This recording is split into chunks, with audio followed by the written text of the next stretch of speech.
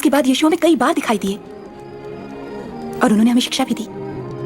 यीशु के आने से हजारों साल पहले भविष्यवक्ताओं ने शास्त्रों में प्रतिज्ञा किए हुए मसीह के बारे में ये भविष्यवाणी की थी कि वो दुख उठाएगा। यशायाह ने लिखा, वो हमारे ही अपराधों के कारण घायल किया गया, वो हमारे ही अधर्म के कामों के हेतु कुचला गया, हमारी ही शांति के लिए उस पर ताड़ना पड़ी कि उसके कोड़े खाने से हम चंगे हो जाएं। मूसा भविष्यवक्ता ने लिखा, जो लटकाया जाता है वो परमेश्वर द्वारा श्रापित है। जब यीशु क्रूस पर मरे तो उन्होंने हमारे श्राप को अपने ऊपर ले लिया, मेरा श्राप, पाप और मृत्यु का। उनके त्याग और पुनरुत्थान ने हमें बुराई के बंधन से मुक्त किया, हमें अंधकार की शक्ति से बचाया और हमें डर और शर्मिंदगी के जीवन से आजाद किया। ये वो आशीष है जिसकी प्रतिज्ञा परमेश्वर ने हमारे पूर्वज अब्राहम से की थी, जब उन्होंने कहा था कि पृथ्वी के सारे लोग उनके द्वारा आशीष पाएंगे। सारे लोग? स्त्रियां भी? यीशु ने मुझे अब्राहम की बेटी कहा। तुम एक प्रिय बेटी हो, एक बेटी जिसे वो आशीष देना चाहते हैं, जैसे कि उस औरत को उन्होंने 12 साल की बीमारी से मुक्त किया, या मेरी जैसी।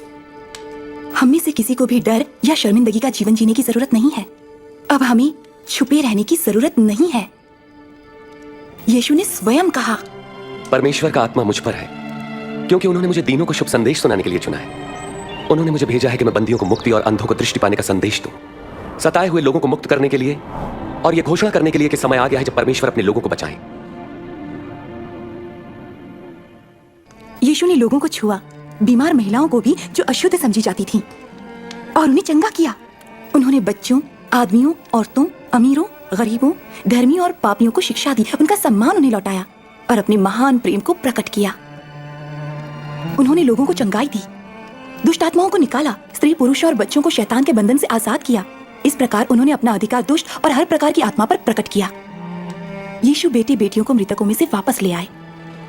उन्होंने अपनी सामर्थ्य मृत्यु पर भी प्रकट की, और हालांकि शैतान और दुष्ट आत्माओं ने समझा कि उन्होंने यीशु को क्रूस पर चढ़ाकर विजय हासिल कर ली, लेकिन यीशु मृतकों में से जी उठे, शैतान और मृत्यु पर विजय प्राप्त करते हुए।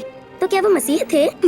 केवल प्रतिज्ञा के मसीहा ही ये सब काम कर सकते थे जो यीशु ने किए, और केवल यीशु जैसे कोई दयावंत, सामर्थ्यवान और विश्वसनीय ही हमारे विश्वास और भक्ति के योग्य हैं। जब परमेश्वर ने संसार बनाया तो उन्होंने स्त्री पुरुष को अपनी उपस्थिति में रहने के लिए और अपने आनंद को अनुभव करने के लिए बनाया।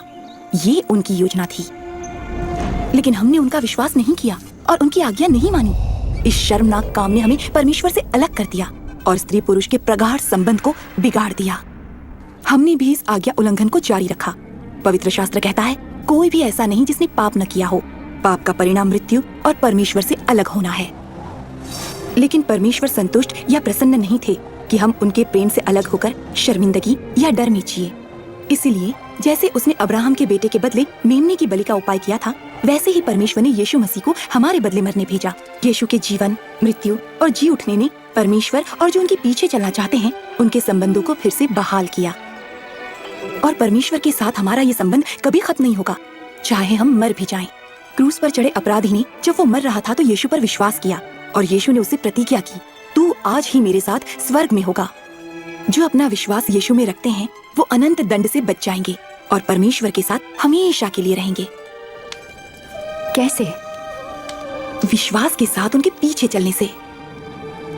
पर वो मुझे कैसे अपनाएंगे? मुझे और मरियम को भी स्वीकार किया है। मैं कैसे जानूंगी? उनका विश्वास करो, उनसे पूछो, उनसे बात करो। परमेश्वर हमारे स्वर्गीय पिता, आप पवित्र और धर्मी हैं। धन्यवाद आपका कि आप मुझसे प्रेम करते हैं। मैंने आपके विरुद्ध पाप किया है। आपका धन्यवाद कि आपने प्रतिज्ञा किए हुए मसीह को भेजा कि वो शर्मिंदगी और अपराध बोध को नष्ट कर दें। आपका धन्यवाद कि वो मेरे बदले मरे। मैं अपने जीवित उद्धारकर्ता के पीछे चलना चाहता हूँ। धन्यवाद कि आपने मुझे क्षमा किया और मुझे अपना लिया।